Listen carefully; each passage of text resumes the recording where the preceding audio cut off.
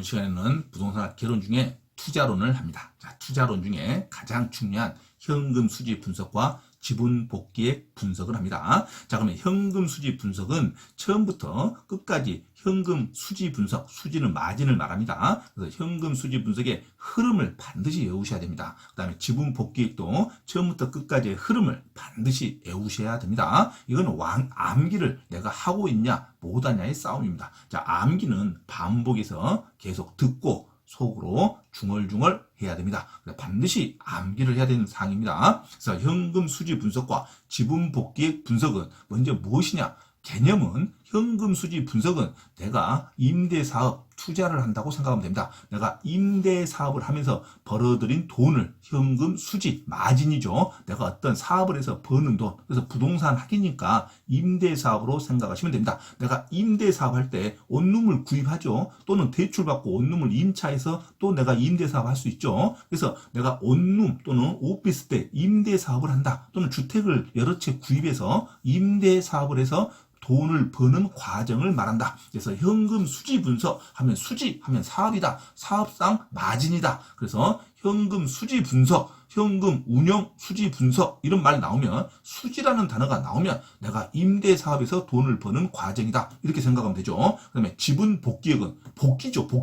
복귀가 중요합니다. 복귀는 돈을 내가 투자해서 다시 그 돈이 눈덩이든 불려서 다시 돈이 들어오는 걸 말하죠. 돈을 투자해서 돈이 불려서 들어오는 거니까 지분 복귀에 하니까 아파트를 한 채 구입해서 돈을 벌어서 하는 것을 말한다. 아파트를 직접 구입해서 돈을 버는 거. 아파트 투기라고 생각하면 됩니다. 자, 아파트 투자. 자, 좋은 말로는 투자, 나쁜 말로는 투기. 자, 아파트를 투자해서 돈을 버는 것을 지분 복귀액 계산이라 그러고, 자, 임대 사업을 해서 돈을 버는 과정을 현금 수지 분석이라 그럽니다. 자, 이제 반드시 이 흐름을 공부하는 겁니다. 자, 현금 수지 분석은 뭐라겠다? 자, 임대 사업을 하면서 돈을 버는 과정. 자, 임대 사업을 할 때는 반드시 원룸을 구입을 해야겠죠. 원룸이 몇 채인지, 몇 채를 내가 구입해야 임대 사업을 하는 거죠. 임대 사업을 할 때 내가 몇 채를 구입하면서 몇 채 갖고 시작하냐? 임대 사업을 하는 겁니다. 자, 임대 사업 할 때 반드시 나오는 게 내가 돈을 얼마 벌 것인가 먼저 가늠이 돼야 되죠. 그래서 투자를 해야 되죠. 그걸 가능 총소득이라고 합니다. 내가 얼마 벌지를 예상을 해서 투자하는 거 가능 총소득. 자, 현금 수지 분석에서 먼저 나오는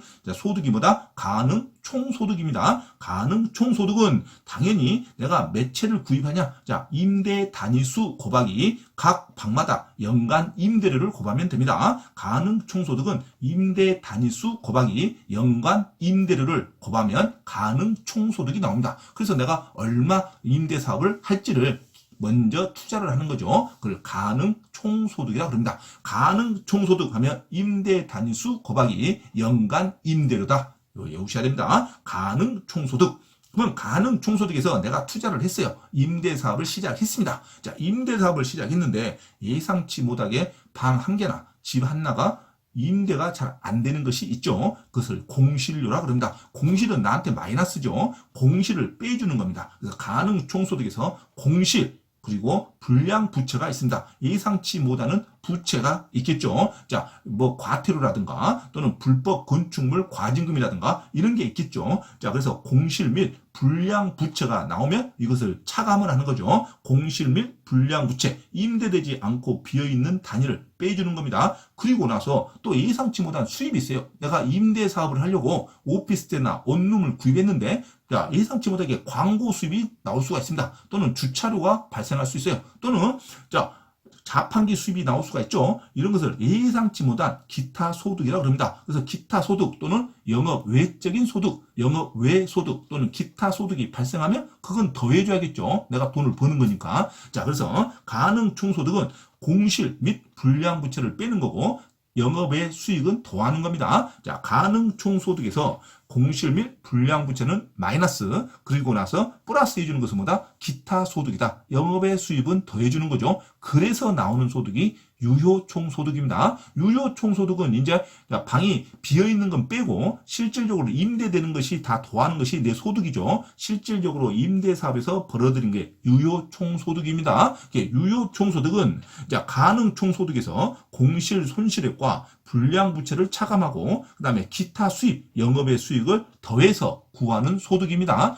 가능 총소득이 먼저 나오고 공실 불량부채를 빼고 기타 수익을 더하면 유효 총소득이 나옵니다. 유효 총소득에서 이제는 영업 경비를 빼는 겁니다. 영업 경비는 내가 임대 사업을 하면서 반드시 나가야 할 비용을 말합니다. 반드시 나갈 수밖에 없는 비용을 말해요. 그래서 영업 경비를 빼주는 겁니다. 유효 총소득에서 뭘 뺀다? 영업 경비를 뺀다. 영업 경비는 부동산 운영과 직접 관련 있는 경비로서 반드시 나가는 돈입니다. 그래서 0이 될 수가 없어요. 영업 경비는 반드시 나갑니다. 자, 임대 사업하면서 반드시 나가는 돈입니다. 안 나갈 수가 없어요. 그죠? 하다못해 월세라든가 또 아니면 재산세라도 나가죠. 자, 반드시 나가는 돈입니다. 자, 그래서 유효 총소득에서 반드시 나갈 수밖에 없는 영업 경비를 빼주는 겁니다. 그럼 반드시 나갈 수밖에 없는 영업 경비는 뭐가 있냐면 유지 관리비.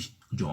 자, 직원들 인건비가 있죠. 유지 관리비. 여기는 건축주의 인건비는 포함하지 않습니다. 건축주의 인건비는 포함하지 않고 직원들의 인건비는 포함되죠. 청소비 이런 거 포함되겠죠. 유지 관리비. 그다음에 재산세, 종합부동산세, 반드시 나가는 보유세입니다. 요 재산세와 종부세는 영업 경비에 포함되지만 취득세는 영업 경비에 포함되지 않습니다. 취득세는 단기에 끝나는 거죠. 취득했을 때 내는 돈이죠. 하지만 재산세는 매년 나오죠. 그래서 재산세와 종부세가 반드시 나가는 영업 경비지 취득세는 해당하지 않습니다. 취득세나 양도소득세는 해당하지 않습니다. 자, 재산세와 종합부동산세가 영업경비에 해당합니다. 그리고 화재 보험료, 그 다음에 광고비, 전기세 등 공과금, 수선비 이런 거 반드시 나가는 돈입니다. 이거 놓치면 안 됩니다. 자, 영업경비에 해당하는 거 유지관리비, 여기는 건축주의 인건비는 포함하지 않습니다. 직원들의 인건비, 그 다음에 재산세, 종부세, 자 여기에는 취득세나 양도소득세는 포함하지 않습니다. 재산세와 종합부동산세가 영업경비에 포함되지. 그 다음에 화재 보험료,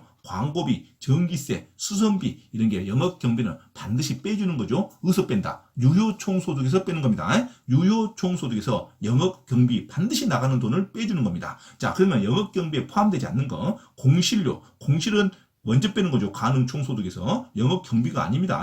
공실, 영업경비에 포함되지 않는다. 또 부채서비스액, 부채서비스액은 돈을 빌려서 갚아야 할 원금과 이자를 말합니다. 자, 갚아야 할 원금과 이자, 원리금이라 그러는데 원금과 이자는 영업경비가 아닙니다. 돈을 빌렸으니까 갚는 거죠. 안 빌리면 안 갚으면 되죠. 그래서 안 빌릴 때는 부채 서비스가 발생하지 않습니다. 그래서 반드시 나가는 돈이 아니에요. 그죠? 그러니까 돈을 빌린 사람한테만 해당하는 거죠. 그래서 부채 서비스, 갚아야 할 원금과 이자는 영업경비에 해당하지 않는다. 그 다음에 영업소득세. 영업소득세는 나중에 돈을 벌 때, 자, 종합소득세. 자, 돈을 벌 때 국가가 내는 세금을 말합니다. 자, 세금은 돈을 못 벌면 안 내죠. 그래서 반드시 나가는 돈이 아닙니다. 영업경비에 포함되지 않는다. 그래서 공실, 부채 서비스, 그 다음에 영업소득세, 감가상각비, 자본적 지출액, 그 다음에 비소멸성 보험료 이렇게 말하면 이거는 반드시 나가는 영업경비에 해당하지 않는다. 놓치면 안 됩니다. 영업경비에 해당하는 거와 영업경비에 해당하지 않는 거 반드시 구별하셔야 됩니다. 그래서 유효총소득에서 반드시 나가는 영업경비를 빼줍니다. 그래서 나오는 소득이 순영업소득입니다. 자, 그러면 소득 크게 3개 나왔습니다. 가능총소득, 그 다음에 유효총소득, 그 다음에 순영업소득 반드시 외우셔야 됩니다. 자, 유효총소득에서 영업경비를 빼면 순영업소득이 나옵니다. 자, 순영업소득은 반드시 나가는 영업경비를 빼서 이제 탈탈 털어서 진짜 내 호주머니에 들어오는 돈이 순영업소득입니다. 자, 순영업소득은 나중에 그래서 자, 수익환원법, 수익환원법에서 수익가격 산정 시 환원 대상 소득을 순영업소득이라고 합니다. 수익환원법에서 가격 구할 때 항상 순영업소득을 환원이율로 나누면 수익환원법에서 가격이 나옵니다. 감정평가에서 수익가격 산정 시 대상하는 기준이 순영업소득입니다. 자, 순영업소득은 이제는 유효총소득에서 반드시 나가는 영업경비를 빼서 순영업소득이 나왔습니다. 그러면 순영업소득에서 이제 뭘 빼냐면 돈을 빌려서 투자한 사람들은 은행에 원금과 이자를 따박따박 갚아야겠죠. 그래서 순영업소득에서 유효총소득에서 영업경비를 뺀 소득으로 순영업소득은 자, 부동산 운영을 통해서 순수하게 지속되는 영업소득을 말합니다. 순영업소득에서 이제는 뭘 빼냐면 돈을 빌린 사람들은 부채 서비스액을 여기서 빼는 겁니다. 자, 순영업소득에서 부채 서비스액을 빼는 겁니다. 자, 부채 서비스액은 돈을 빌려서 투자한 사람, 임대사업자들은 반드시 은행에 돈을 갚아야 할 원금과 이자가 있습니다. 이것을 부채 서비스액이라 그럽니다. 그래서 부채 서비스액을 다른 말로 저당 지불액이라 그럽니다. 저당 지불액을 원리금이라 그래요. 갚아야 할 원금과 이자를 말한다. 그래서 저당 지불액 원리금을 구하는 공식은 대부 금액 돈을 빌린 대출에다가 저당 상수를 곱해버리면 원리금이 나옵니다. 이거 나중에 합니다. 그래서 원리금 구하는 공식 대출액 대부 금액 곱하기 저당 상수 하면 원리금이 나옵니다. 하여튼 항상 순영업소득에서 원리금을 빼주는 겁니다. 순영업소득에서 원리금을 부채 서비스액이라 그럽니다. 부채 서비스를 빼주면 진짜로 순수하게 내 돈이 생깁니다. 이것을 세전 현금 수지라 그럽니다. 그래서 이제 은행에서 돈도 빌려서 은행에서 원금과 이자도 다 갚하고, 그래서 자, 유효 총소득에서 반드시 나가는 재산세, 종부세, 영업 경비도 털고, 그래서 순영업 소득에서 은행한테 돈을 빌린 원금과 이자도 갚고 하면은 진짜 내가 벌어들인 소득을 말하죠. 내 자본 대비 벌어들인 소득이라 해서 세전 현금 수지라 그럽니다. 세금을 내기 전 순수 내 돈이다. 그죠? 순수 번 돈이다. 세전 현금 수지라 그럽니다. 자, 세전 현금 수지는 웰우드법에서 많이 적용됩니다. 자, 수익환원법에서 웰우드법은 금융적 투자 결합법을 중요시했죠. 금융적 투자 결합법을 중요시한 것이 웰우드법입니다. 그래서 세금을 내기 전에 진짜로 내가 벌어들인 돈, 세전 현금 수지라 그럽니다. 세전 현금 수지는 순영업 소득에서 부채 서비스액을 차감한 소득이 순영업 소득이 됩니다. 자, 순영업 소득에서 이제 완전히 내 돈이 아니에요. 왜? 아직 세전 국가한테 내는 세금을 안 냈어요. 그래서 세전 현금 수지에서 항상 벌면 1년에 한 번씩 종합소득세를 내죠. 그래서 투자를 하면, 임대 사업을 하면 세전현금 수지, 세금을 이제 마지막 내야겠죠. 세전현금 수지에서 영업소득세 또는 법인세라 그럽니다. 영업소득세 또는 법인세를 차감을 해야 세후 현금 수지가 나옵니다. 그러면 영업소득세는 어떻게 구하냐 하니까 순영업소득을 과세 표준의 기준점이라 그럽니다. 순영업소득에다가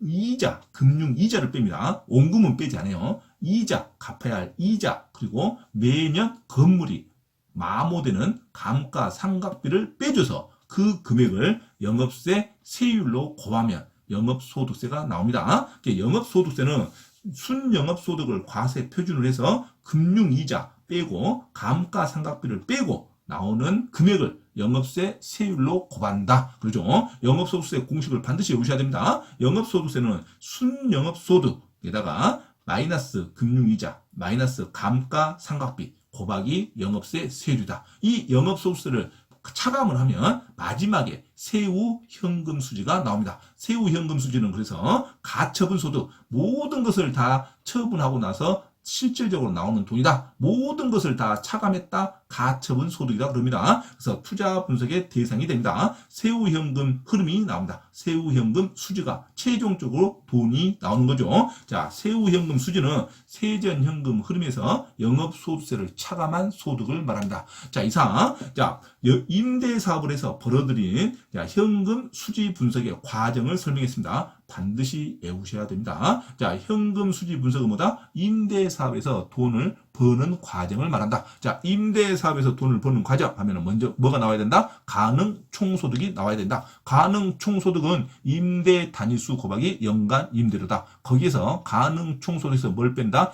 공실과 불량부채를 빼고 기타 소득을 더하면 유효 총소득이 나온다. 자, 유효 총소득은 거기서 영업 경비를 뺀다. 영업 경비는 반드시 나가야 할 돈이다. 자, 영업 경비를 빼면 순영업 소득이 나온다. 순영업 소득은 거기에서 돈을 빌려서 사업하면 부채 서비스액을 뺀다. 순영업 소득에서 부채 서비스를 빼면 세전현금 수지가 나온다. 세전현금 수지에서 국가에 내야 할 영업소득세를 뺀다. 영업소득세는 어떻게 구한다? 자, 순영업 소득에서 마이너스 이자 그리고 마이너스 감가상각을 해서 나오는 금액을 세율로 곱한다. 그래서 영업소득세는 순영업소득이 과세 표준입니다. 영업소득세는 순영업소득 마이너스 이자 마이너스 감가상각 나오는 돈을 영업세 세율로 곱한다. 그러면 영업소득세가 나옵니다. 그래서 세전현금수지에서 영업소득세를 빼면 세후현금수지가 된다. 이렇게 나오죠. 그래서 부동산 현금수지 분석의 흐름을 반드시 암기하셔야 됩니다. 자, 이상 현금수지 분석에 대한 설명을 마쳤습니다.